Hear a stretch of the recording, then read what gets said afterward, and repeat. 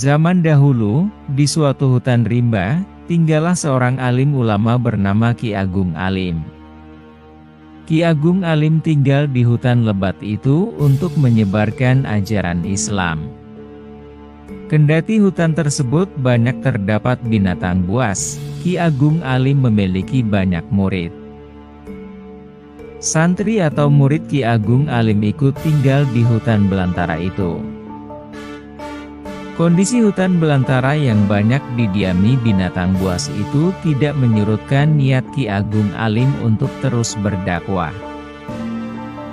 Suatu hari Ki Agung Alim berdakwah di tepi Sungai Melonggo. Ditemani para santri, Ki Agung Alim menyebarkan ajaran Islam. Tiba-tiba terdengar suara perempuan meminta tolong. Semua mendengar jeritan itu. Tidak lama kemudian muncullah seorang perempuan berlari-lari dengan penuh ketakutan. Perempuan itu pun menghampiri Ki Agung Alim untuk meminta pertolongan. Sambil menangis, ia menceritakan peristiwa yang baru saja dialami. Ia mengatakan bahwa suaminya diterkam dan dimakan harimau yang sangat besar. Harimau itu juga mengejarnya. Tidak lama kemudian muncullah harimau besar di tempat itu. Dengan kesaktiannya, Ki Agung Alim berbicara dengan harimau itu. Ia menanyakan alasan harimau memakan suami perempuan itu yang tidak lain bernama Dewi Jari. Namun, harimau itu malah menyerang. Ki Agung Alim pun menangkis serangan itu.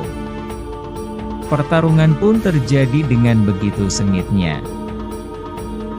Akhirnya, Ki Agung Alim dapat menaklukkan harimau itu.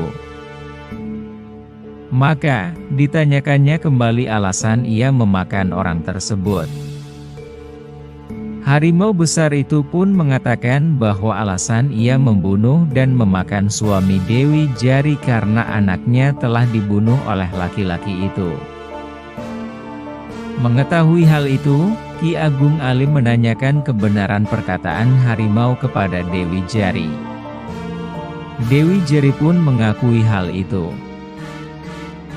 Ki Agung Alim kemudian menasihati keduanya. Mereka memohon Ki Agung Alim untuk menerimanya menjadi muridnya. Ki Agung Alim mengabulkan permintaan tersebut. Dibawalah keduanya ke pesantren Ki Agung Alim yang berada di Dukuh Sentono. Di tengah perjalanan Ki Agung Alim menitipkan bungkusan kepada harimau.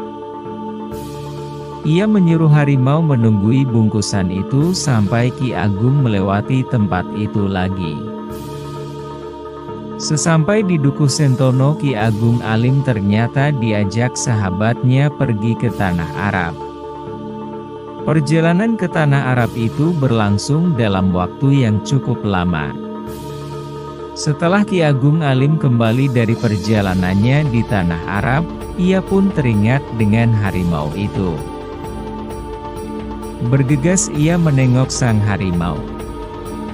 Sesampainya di tempat itu, ternyata harimau dan bungkusan yang ditinggalkannya telah berubah menjadi batu. Seluruh badan harimau itu terdapat banyak bekas darah yang tidak bisa hilang dan terlihat seperti banyak coret atau pating keloreng.